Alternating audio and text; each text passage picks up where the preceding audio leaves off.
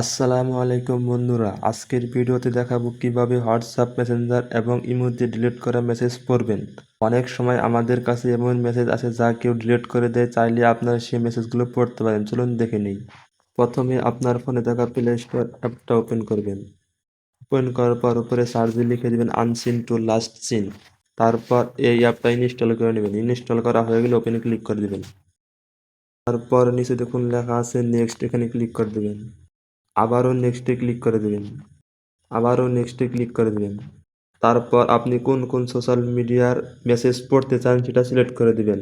এখানে মেসেঞ্জার আছে, হোয়াটসঅ্যাপ আছে, টেলিগ্রাম আছে, ইনস্টাগ্রাম আছে, ইমো আছে, আর অসংখ্য সোশ্যাল মিডিয়া আছে। আপনার যেগুলো পড়তে চান সেগুলো সিলেক্ট করে দিন। সিলেক্ট করার পর নিচে দেখুন লেখা আছে নেক্সট, এখানে ক্লিক করে দেবেন। এই অ্যাপের পারমিশন দেওয়া লাগবে। পারমিশন দেওয়ার জন্য নিচে দেখুন লেখা আছে গিভ অথরাইজেশন, এখানে ক্লিক করে দিবেন। তারপর এরকম একটা ইন্টারফেস শো করবে। আনসিন অ্যাপ্লিকেশনের উপর ক্লিক করে দেবেন।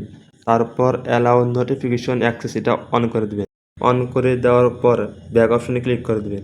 আবারও ব্যাক অপশনে ক্লিক করে দেবেন। তারপর এরকম একটা ইন্টারফেস শো করবে।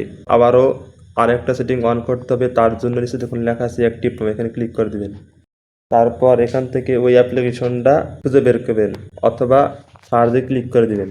তারপর অ্যাপ্লিকেশনটা সার্চ করবেন, এটা ইনেবল করে দিবেন। তারপর ব্যাক অপশনে ক্লিক করে দিবেন। তারপর এরকম একটা ইন্টারফেস শো করবে। এখন আমি আমার অন্য একটা মেসেঞ্জার আইডি থেকে একটা মেসেজ করে দেখাইতেছি। তারপর আমি আমার আইডিতে একটা মেসেজ পাঠাইতেছি। দেখুন এই মেসেজটা কিন্তু আমার এই আইডিতে চলে এসেছে, হাই যে লিখছি। তারপর এই মেসেজটা ডিলিট করে দিব। দেখুন আমি কিন্তু মেসেজটা ডিলিট করে দিছি। এখানে ক্লিক করলেও কিন্তু আমি মেসেজটা দেখতে পারবো না, ডিলিট মেসেজ। এখন এই মেসেজটা দেখার জন্য আবারও ওই অ্যাপের ভিতরে চলে যাবেন। চলে আসার পর দেখুন আমি যে মেসেজ ডিলিট করছি সেই মেসেজ এবং আইডির নাম সহ চলে এসেছে। এমনকি এখানে ক্লিক করলেও মেসেজটা দেখতে পারবেন। এভাবে আপনি যে কারো ডিলিট করা মেসেজ পড়তে পারবেন।